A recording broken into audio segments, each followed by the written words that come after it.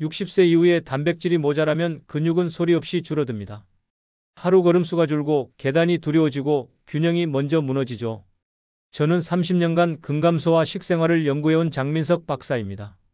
많은 분들이 달걀 2개면 충분하다고 믿고 계십니다. 하지만 흡수율과 류신 기준을 따져보면 달걀보다 효율이 좋은 식품들이 분명히 있어요. 특히 우리 몸이 실제로 활용할 수 있는 단백질의 양과 질을 생각하면 더욱 그렇습니다. 제가 만나본 많은 어르신들 중에는 매일 달걀을 드시면서도 오후만 되면 다리에 힘이 빠지거나 계단 오르기가 버거워지는 분들이 계세요.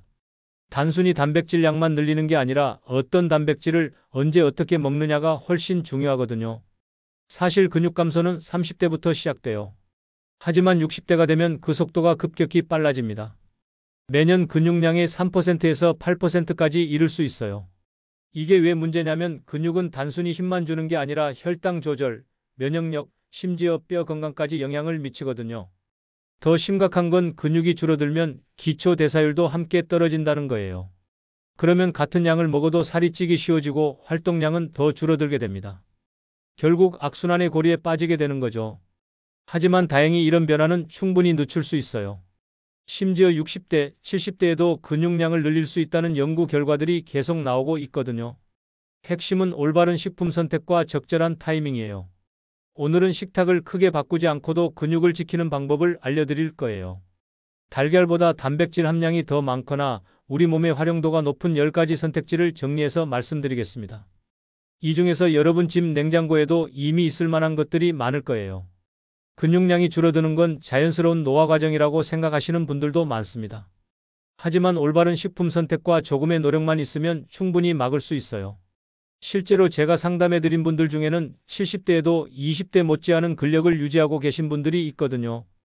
요즘 다리에 힘 빠짐을 느끼고 계시거나 예전만큼 활동하기 어려우시다면 끝까지 함께 해주세요. 오늘 영상 하나로 여러분의 식습관이 완전히 달라질 수 있을 거예요. 여러분은 아침에 무엇으로 단백질을 채우고 계신가요? 저랑 오래 교류해온 이웃 박만호 71세님 이야기부터 들려드릴게요. 이분은 건강을 위해서 아침마다 달걀 2개와 토스트를 꼬박꼬박 드셨어요. 그런데도 오후만 되면 다리가 풀리고 손아귀 힘이 약해지는 증상이 계속됐습니다. 처음엔 나이 때문이라고 생각하셨대요. 하지만 제가 식단을 자세히 들여다보니 문제가 보였어요. 단백질량은 충분했지만 흡수율과 아미노산 구성에서 아쉬운 부분이 있었거든요. 그래서 식단을 조금만 손봐드렸습니다.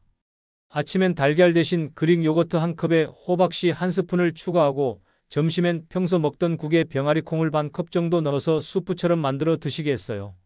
저녁엔 채소볶음을 하실 때 대구가루를 살짝 넣어보시라고 권했죠. 별것 아닌 것 같지만 한 달 뒤 만났을 때 박만호 71세님의 표정이 완전히 달라져 있었어요. 계단 오르기가 수월해졌고 악수할 때 손님도 전과 비교할 수 없을 정도로 좋아지셨더라고요. 본인도 깜짝 놀라셨어요. 사실 이분만 그런 게 아니에요. 제가 상담해드린 많은 분들이 비슷한 경험을 하셨거든요. 조금만 바꿔도 몸이 금세 반응해요. 특히 단백질 종류를 다양화하고 흡수율을 높이는 방향으로 조정하면 효과가 빨라요. 여기서 중요한 건 개인차예요. 어떤 분은 유제품이 잘 맞고 어떤 분은 콩류가 더 편하실 수 있어요. 그래서 여러 가지 옵션을 알고 계시는 게 좋아요.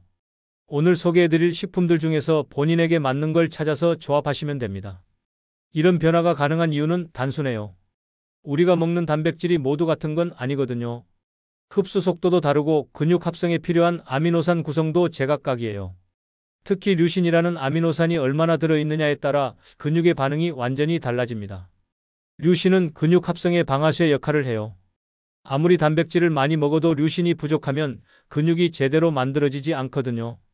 달걀에도 류신이 들어있지만 더 효율적인 식품들이 많아요. 또 하나 놓치기 쉬운 부분이 타이밍이에요. 언제 먹느냐에 따라서도 효과가 달라져요. 근육은 24시간 내내 분해와 합성을 반복하는데 적절한 타이밍에 적절한 단백질을 공급해줘야 합성 쪽으로 기울어지거든요. 오늘 이 영상에서 말씀드릴 내용은 여러분의 근육관리 방식을 완전히 바꿀 수 있는 중요한 지혜예요. 이 이야기를 끝까지 듣고 실천하셔야만 진정한 변화를 경험할 수 있습니다. 혹시 아직 구독과 좋아요를 누르지 않으셨다면 지금 바로 눌러주세요. 이 채널은 여러분의 건강한 노년을 응원합니다. 끝까지 보시면 오늘 왜 달걀만으론 아쉬운지, 무엇을 얼마나 먹어야 근육이 반응하는지 명확하게 감이 잡히실 거예요. 마지막에 나올 단 하나의 실천법만 기억하셔도 한 달 뒤 분명한 차이를 느끼실 수 있어요. 박만호 71세님처럼 이렇게 작은 조정만으로도 힘이 돌아올 수 있다는 게 정말 다행이죠. 그럼 본격적으로 달걀을 능가하는 식품들을 하나씩 짚어보겠습니다. 달걀보다 더 강력한 단백질 상위 리스트 7가지를 알아보겠습니다. 첫 번째로 그릭 요거트부터 말씀드릴게요. 컵당 단백질 함량이 일반 요거트보다 2배 이상 높아요. 여기서 중요한 건 유청 단백질과 카제인 단백질이 동시에 들어있다는 점이에요. 유청은 빠르게 흡수돼서 운동 후 회복을 돕고 카제인은 천천히 분해되면서 장시간 근육에 아미노산을 공급합니다. 그릭 요거트의 장점은 여기서 끝나지 않아요.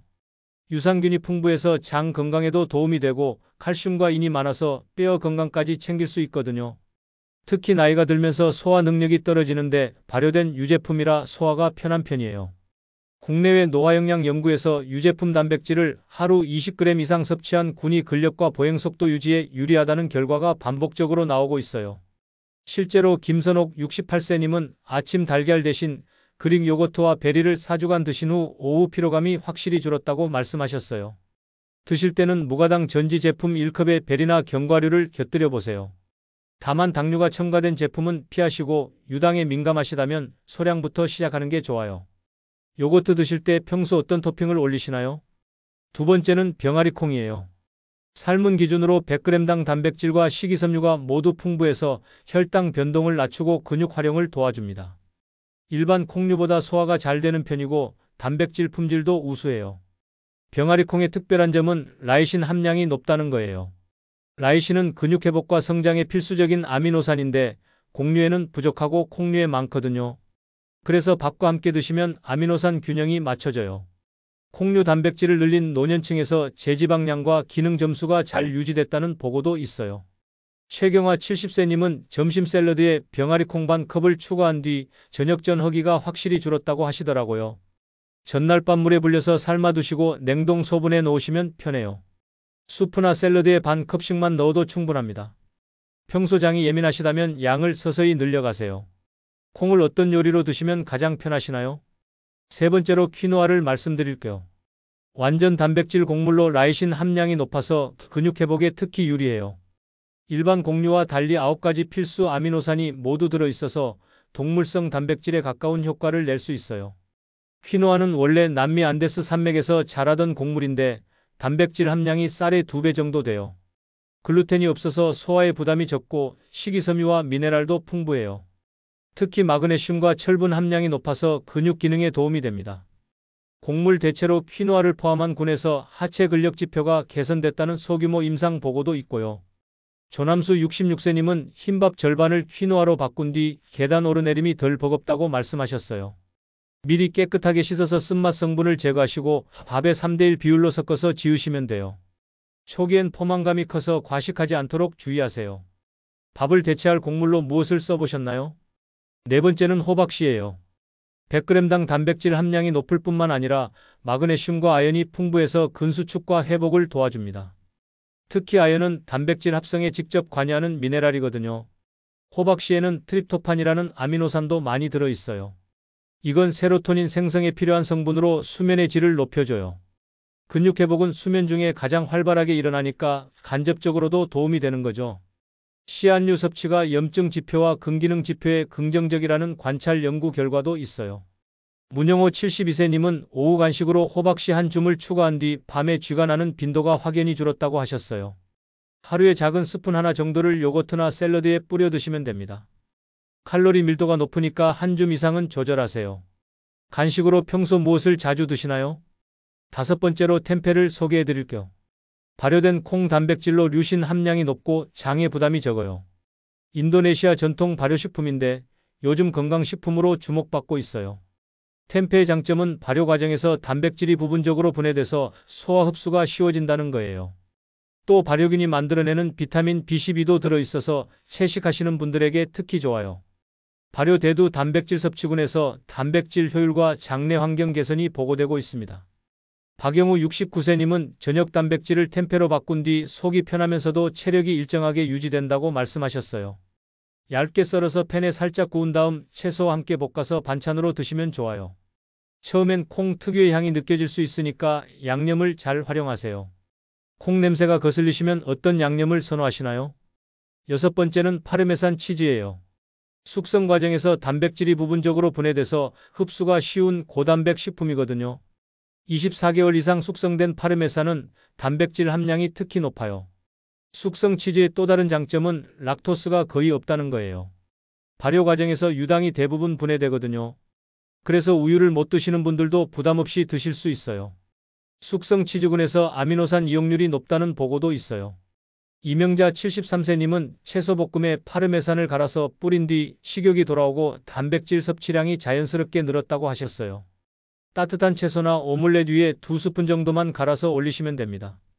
나트륨 함량을 감안해서 하루에 소량만 드세요. 치즈는 어떤 요리에 가장 잘 맞으셨나요? 일곱 번째로 대구가루를 말씀드릴게요. 건조한 백색 어육분말로 100g당 단백질 밀도가 높고 조리할 때 사용하기도 쉬워요. 생선 단백질의 장점을 그대로 유지하면서 보관과 사용이 편리해진 거죠. 어육 단백질의 특징은 소화가 빠르고 필수 아미노산 구성이 우수하다는 거예요. 특히 라이신과 메티오닌이 풍부해서 식물성 단백질과 함께 드시면 아미노산 균형이 완벽해져요. 어육 단백질 보충이 노년층 제지방량과 악력의 이점을 보였다는 임상 보고가 있습니다. 정기철 75세님은 채소볶음에 대구가루 1스푼을 넣는 습관으로 단백질 목표를 꾸준히 채우고 계세요. 국이나 찌개, 볶음에 1스푼씩 섞거나 오트밀에 소량 가미해도 좋아요. 순수 제품인지 나트륨이나 첨가물이 없는지 라벨을 확인하시고요. 분말 형태 보충식품을 부담없이 쓰실 수 있겠나요? 이제 이 재료들을 실제 일상에 어떻게 녹여 넣을지 더 자세한 방법을 알아보겠습니다. 근육이 반응하는 섭취 법칙 6가지를 정리해 드릴게요. 가장 먼저 류신 기준을 채우는 것부터 말씀드려야겠어요. 한 끼에 류신이 일정량 이상 들어가야 근육 합성 스위치가 켜지거든요. 보통 2.5g에서 3g 정도의 류신이 필요해요. 단백질만 많고 류신이 적으면 반응이 둔해집니다. 달걀 하나에는 류신이 약 0.5g 들어있어요. 그래서 달걀 2개로는 류신 기준을 못 채우는 거죠. 하지만 그릭 요거트 1컵에는 2.5g, 템페 100g에는 2.8g의 류신이 들어있어요. 여기에 호박씨 1스푼을 더하면 기준을 넉넉하게 채울 수 있습니다. 한 끼 단백질을 어느 정도로 잡고 계신가요?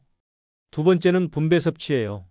하루에 2회에서 3회로 나눠서 드시면 근육 합성 신호가 자주 켜집니다.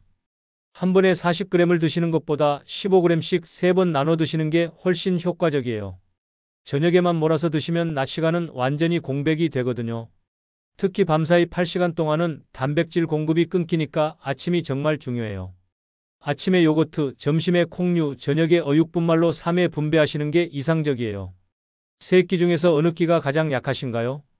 세 번째로 식물성과 유제품, 어류 단백질을 조합하는 방법이에요. 아미노산 보완과 염증 지표 개선에 유리합니다. 식물성 단백질은 라이신이 부족하고 동물성 단백질은 메티오닌이 많은 경향이 있어요. 한 가지 종류에만 치우치면 영양 편향이 생길 수 있어요. 또 다양한 단백질을 섞으면 흡수 속도도 조절할 수 있거든요. 병아리콩 수프에 대구가루를 소량 넣거나 퀴노아 샐러드에 파르메산을 약간 추가하시면 완벽한 조합이 돼요. 오늘 메뉴에서 무엇을 더하면 균형이 맞을까요? 네 번째는 소화에 친화적인 조리법이에요. 발효나 숙성, 분말 형태는 소화 효율을 높여줍니다. 나이가 들면 소화액 분비가 줄어들고 위산도 약해지거든요. 그래서 조리법이 정말 중요해져요. 너무 기름지게 튀기면 위에 부담이 되고 흡수율이 떨어져요. 반대로 너무 생으로 드시면 소화가 어려울 수 있고요. 템페는 팬에 살짝만 구우시고 분말은 국물에 섞어서 드시고 치즈는 갈아서 마지막에 뿌리시는 게 좋아요. 속이 편한 조리법으로 무엇을 선호하시나요? 다섯 번째로 수분과 미네랄 보충을 빼놓을 수 없어요. 수분과 마그네슘, 칼륨은 근수축과 회복의 기본 바탕이거든요. 단백질 대사에도 많은 양의 물이 필요해요. 물이 부족하면 단백질 대사가 더뎌지고 노폐물 배출도 잘 안 돼요.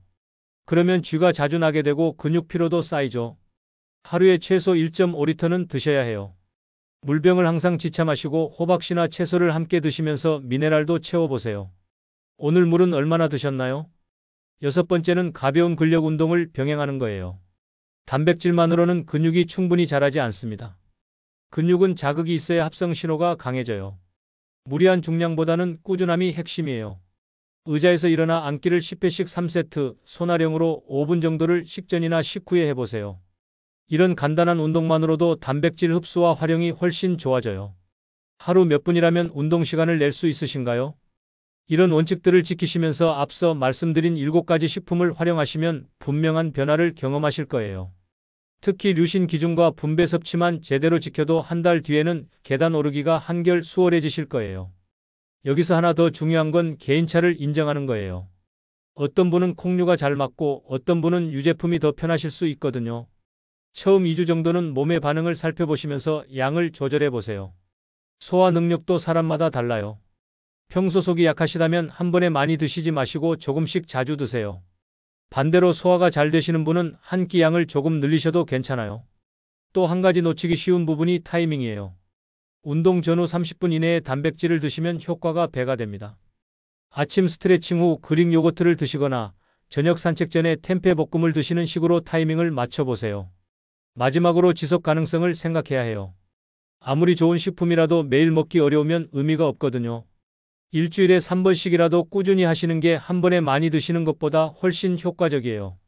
처음 한 달은 습관을 만드는 시기라고 생각하세요. 완벽하게 하려고 하지 마시고 하나씩 차근차근 늘려가시면 됩니다. 몸이 변화에 적응할 시간도 필요하거든요. 이제 핵심을 정리하면서 바로 실천할 수 있는 한 가지 구체적인 제안을 드릴게요. 오늘 핵심을 정리하면 정말 단순해요. 달걀은 분명히 좋은 단백질 공급원이지만 여기에 그릭 요거트와 병아리콩, 퀴노아, 호박씨, 템페, 파르메산, 대구가루를 더하면 단백질의 양과 질, 그리고 흡수율까지 한 번에 끌어올릴 수 있습니다. 지금까지 많은 분들이 가지고 있던 잘못된 상식을 한번 정리해 볼게요.